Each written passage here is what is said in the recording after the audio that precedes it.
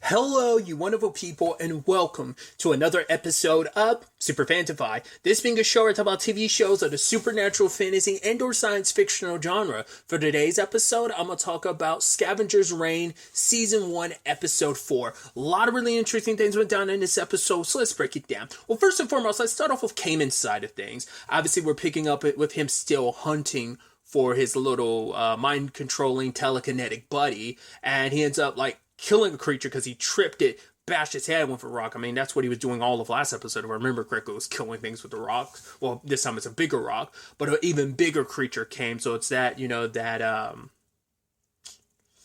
that hierarchy and, out there in the wild of like, oh, this even bigger thing scares him off. And he tries to go back to the creature, which we see that sucker's gotten big and plump because he's being eaten nice and good since. I guess that's also why, I'm assuming that's why. I guess because there was a bigger one that it ate, so I guess it's like maybe either he's just such a youngling, or because he's so small, he's had to scrap by to get the food, so he hasn't had that much opportunity. But Cayman ended up being a better mind control puppet to get him food, and so for him it was.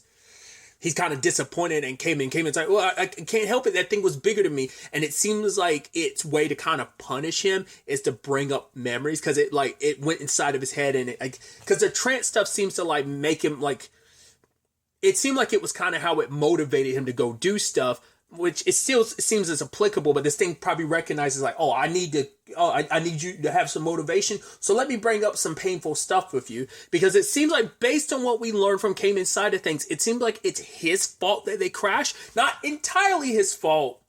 That's me trying to give him a little bit of leeway, because we don't know if there were other extenuating circumstances, because there's bits and pieces to that confrontation between him and Sam we didn't get to see. But he wasn't one begging hey, let's take this shortcut.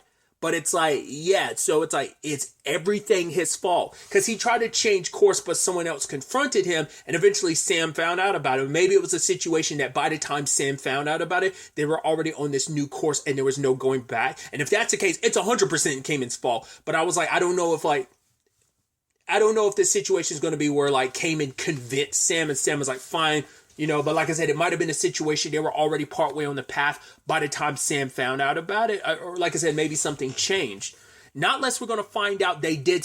No, because he was talking to, isn't her name Fiona? I might be misremembering his wife, because he does fiddle with a ring later on. So they're not just boyfriend and girlfriend. They are married, it seems like. So I think her name's Fiona. It's been a while since the last episode, so I'm blanking out a little bit. But I want to say it's Fiona, because I couldn't find the character's name amongst the cast. It only names the 5 main characters of the show, but I want to say it might have been Fiona, but if I'm wrong, do forgive me. But yeah, he came to her so happy and giddy, so I'm seemed like things went his way, because he even said yo, when my back was against the wall, I stood up for myself. I bet you'd be proud of me, because as I previously thought, their relationship went through the ringer, because they were already having a little bit of issues, and then came and told Fiona, oh, we should take this job, come on, it'll be a great opportunity, we kind of seen everything here, but let's go explore out there in space. So for him, he was explaining to Sam, I need this to work out, because if we go down the route we're normally going, the path we're supposed to take to go back, we're going to eat up more of the supplies. So what we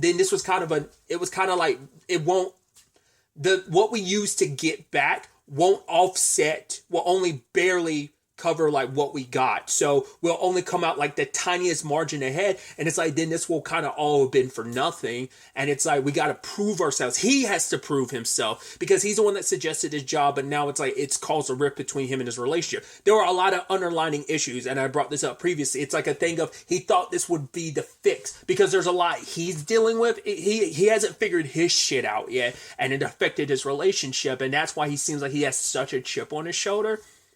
But I think it's she was maybe we should kind of change our arrangement. Because we don't know, maybe she sleep on the Demeter, maybe. Considering, because I was wondering, did they make one more trip and the only this main crew is there? But it's no, she's on the same Demeter that went down too. So she's most likely amongst the crew that still potentially sleep. Hopefully for Cayman's sake, maybe, but yeah, it's for him, he needs to go back, because it's if I can, it needs to all be worth it. Because if not, my relationship, I sacrificed all this for nothing. Maybe even thought, hey, moment we get back, if it was all worth it, work will be better, everything will be. He's thinking like it'll all work out, it'll be fine. And even talking to her, it's like, yeah, like, I'll go back, I'll probably get more pay. And he's like, then you and me, we can figure things out. And she's like, yeah, Cayman, we'll see about that. And it's like his recklessness, his own decision, like his own issues is kind of like affecting everyone else. It's one thing when like your shit's just stuck with you. It's like you're dealing with it. Problem is when it starts affecting other people and you weren't making the best decisions and stuff. So he's kind of drowning in a lot of those regrets. And that's kind of pushing him a little bit against this monster he's going up against. He stabs it in the ass, then he ends up accidentally stabbing it in the eye because he was fearing for his life. The only reason why he's alive is because his little creature buddy used its telekinesis to like, I think it stuck the wood spike deeper into it. It almost like he definitely cut it in half with it, and it came in there covered in blood. He's like, ha ha ha. I think didn't he say fuck you, Sam, or screw you, Sam? I'm like, okay, so he's lashing out like, yeah, this is all, haha, Sam, I'm tough, I can survive, because Sam made him, I guess, feel small when Sam confronted him. It's like, oh, bastard, what do you think you're doing? Like, you think I wouldn't find out about what you did? Like, Sam was bigger and tougher than him, and so it's like, I'm me, look at me, I'm surviving. It's like, well, to be fair, you've got like once again, a mind-controlling telekinetic beside you, so it's like, I mean, but I guess it's also like he's been proving himself all the things he was killing last episode too. But yeah, I was like, Cayman seems like he might be a problem that the group will have to deal with, because I could definitely see him. He's becoming more and more unhinged on his side of the story, and I think that creature is definitely not helping out with that. But eventually, like, I think Cayman might even snap and kill that thing once its usefulness is no longer necessary. I think it's just he wants to prove so much to himself and everyone else who he is, how good he is at what he does, and how there's just so much. I think a lot of insecurity buried there. So I don't know. It's definitely gonna be interesting to see where that all goes. But like I said, what we got with that last scene of the episode of like it's because at first when we saw like that what was kind of essentially a sun, I was thinking like, oh, are we gonna find out this thing's kind of almost like, oh god, I'm it's the planet from Riddick. It's the planet they go to in the second and third one. It's the one that once... I think that's the same planet they end up on 3 as well. But it was definitely in the Chronicles of Riddick. Like, when the sun comes up, basically it burns everything. That's what I was thinking, like, the sun was going to... I was like, oh, so they have to get off this planet quickly or they're going to die. Like, other things are quickly able to adapt to the place, but it's like, unless you find a good place to hide or you're adapted to this place, like, you're going to be scorched and burned alive. Like I said, it immediately makes me think of the Chronicles of Riddick. But I'm curious. That's what I thought initially, but it's like, oh no, the reason why the Demeter went down was because of that. It was interesting too, getting all the cast people, seeing where they were, like Ozzy, Ursula, Sam, Cayman, because he was fiddling with his ring at the time, and we saw a whole bunch of Levi. So you're like, interesting. So it makes you wonder, were the rest of the Levi's like put in? I wonder, did Ozzy choose to take her specific Levi, or what? Like, did it just happen to be in the same shuttle as Ozzy? Where are the other Levi's? Because we saw quite a few. I was wondering if Levi was the only one, but it makes sense. A big ship like that, you need a lot of mechanical helpers to help out and stuff like that. So it makes sense there'd be multiple ones. But did they die, or they somewhere still on the Demeter? A lot of that. So, like I said, we'll have to wait till the next episode to kind of get answers to some of those questions I have. Then we catch up with, well, speaking of Ozzy and Levi, when we open this episode, we have Levi like chasing after Ozzy. Ozzy's like, oh, come on. And then Levi starts getting stuck by all these plants. And then like Levi looks at its hands and sees like the plants or whatever have grown over it. And it almost looks like, it almost mimics flesh. And I was like, interesting, Levi's dreaming of being human. Then there's like a cuts to like a giant Levi and Ozzy's on top being like, wow, you've been acting weird. And so it's to the point that Levi wants to examine, Ozzy wants to examine Levi. And it's like, oh, and sees that all that stuff growing on Levi and wants to kind of cut it away, but notices that at first it's like the moment you start pulling at it, Levi's like, I don't know what that feeling is. I've never felt it before. And it's like Levi's feeling pain. It's like, you're a robot. You're not supposed to be feeling. like I said, so it seems directly associated with that growth. It seems like it's affecting Levi in some shape or form, making Levi more human. But Levi, it's because Levi starts feeling like, because Ozzy's like, oh, how does this make you? Ozzy's like, I think that feels good. As I already shut yourself down, you could tell Levi was like, no, I don't want to. But okay, sure thing, Ozzy. Because it's like, yeah, you shouldn't be feeling that. So, I mean, Ozzy put themselves in a very compromised position when it's like, oh, I almost got killed because I had Levi off, because those things, there's a creature that seems to hunt by releasing these little puffballs into the air. They were floating around the entire time we cut back to Ozzy and Levi, but they finally stuck onto Ozzy, and they seem to be like a paralytic. And we see what happens to another creature, and then the creature behind all of it finally pops up. It almost kind of reminds you of some kind of like insect, it almost looks kind of scorpion-ish, but it hid amongst the stuff, and then it just like pierces the thing it kills. Luckily, Ozzy was able to turn Levi back on, and Levi was able to deal with it. But I thought was so interesting is that Levi made it pretty clear, like, I don't like what you did. Like, please don't turn me off again. It's like, just because something seems like an issue to you doesn't mean it's actually an issue. Because I seem a little off, you think something's wrong with me. Doesn't necessarily mean that. Like, I'm connected with stuff out here, but it's like the moment you turn me off, I lose that connection. All I see is pitch black, and I don't like that. Because for Levi, it's like, I'm connecting, It's like, being like, it's able to kind of almost enter this sleep-like state where it's like it's able to dream, but it's like the moment when you shut me off, it's like Levi doesn't say this necessarily, but I think almost for Levi, it's like going completely dark and losing all connectivity to all the stuff that you kind of built up, and it's just like you're connecting with the world and everything around you. You're dreaming to some extent, and all that's lost when it's just pure blackness, and that's scary for any human being. I mean, I'm sure for Levi, it's like now Levi's probably a lot more aware of kind of what it feels like for a human to be scared of death, and that could be a little reflective in that for Levi. So I thought that was interesting. Even Ozzy's like, oh, okay. So Ozzy's definitely going to be keeping an eye on that, but I don't think Ozzy's going to be able to do much, and I think it's going to become more and more apparent with Levi of like the more I mean, all that Levi's done is, regardless of the changes, has still looked out for you and your best interest. So it's not like there's any fault on that part, but it's still a thing of you're a machine. Why are you becoming more human? That can enter a scary thing, but it's like might benefit you. I mean, especially considering it hasn't really affected how Levi's operated when it comes to protecting you. I mean, once again, if you hadn't shut down because of your worries and stuff like that, if you hadn't shut down Levi, you wouldn't have had such a close call. Levi would have been able to jump to action a lot sooner to save you. So that does kind of fall on you. So it's going to be interesting to see where that goes. We also catch up with Ursula and Sam.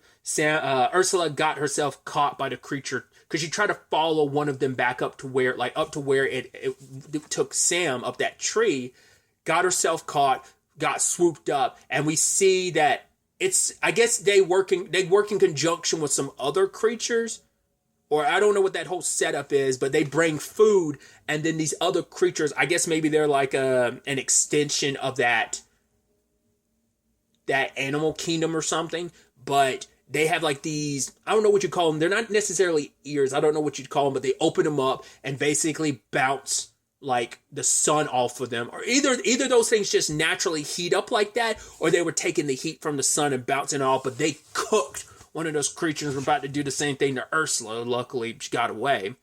But she catches up with Sam and finds him, and I guess it's another escape pod, but the people there weren't fortunate enough. They all died, and they're all people that Sam knew. In fact, they were his friends, and it's just this disheartening thing where it's like, damn, my friends die. Once again, that's, like I said, it seems more and more like it's Cayman's fault, so it's like, boy's got more blood on his hands, even more so than the creatures he's killing. Once again, that's survival, but like I said, he seems more and more unhinged with every episode we go, but then it's like, yo, like, this is even more blood on your hands. Like I said, It seems like we're heavily leaning into it, but like I said, I want to give him a little slack and be like, all right, we didn't catch the conversation between him and Sam, so we don't know if, like I said, he stood up to himself. He said that to Fiona, but it's like we don't know where that conversation between him and Sam went. So it could have been a thing of maybe he had convinced Sam, so it's still doubly his fault, or maybe Sam, like, they stayed their course, and if they had gone the way Cayman wanted, I feel like we wouldn't be getting that if they did go the way Cayman wanted. It had to, I'm still leaning towards they probably went that way and it was already too late for them to change course because it would probably eat away at more of their supplies or fuel. Because Sam's coming at it from the perspective of, yeah, you're worried about materials, Cayman. I'm worried about the people on board. And I guess that also leans into like, because Cayman only cares about this whole situation because of the opportunity it brought to him, kind of showing like the self-centeredness that he has. So. But they couldn't really do much for Sam's buddies that are dead. All they could do was bury them. And I thought it was so interesting what Sam had said, where he was like,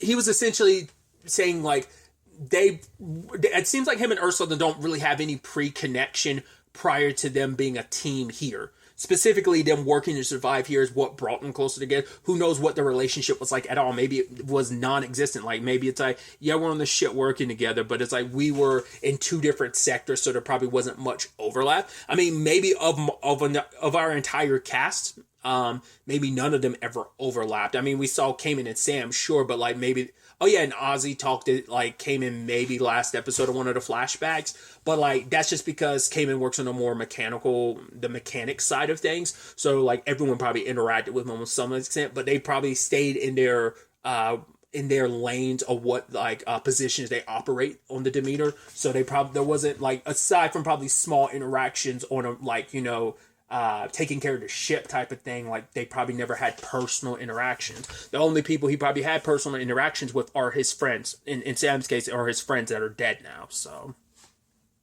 but he is thankful for being with Ursula, because it's like, I probably wouldn't be alive if it wasn't for you, because I might not. You are a lot more adept at this. This is kind of your bag. But until I am grateful to be by your side, because I probably wouldn't have survived or made it this far without you. So.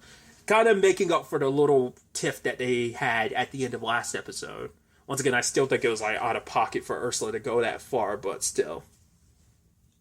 I get it, like Sam was kind of attacking like who, because you are kind of like the study things type of person. He's the one kind of trying to take charge, but it's like, this is kind of your area of expertise. I mean, it almost feels like it's probably is heavily implying like the only reason why they figured out how to utilize the nature as well as the animals here to their benefit was most likely Ursula figuring all that out. So some interesting developments across all the storylines. It's definitely going to be interesting to ultimately see where all of this ends up taking us going forward into the next episode. But really, that's all I want to talk about. Till the next time we meet, be happy, be safe, live life to the fullest, and enjoy it. Good day, and good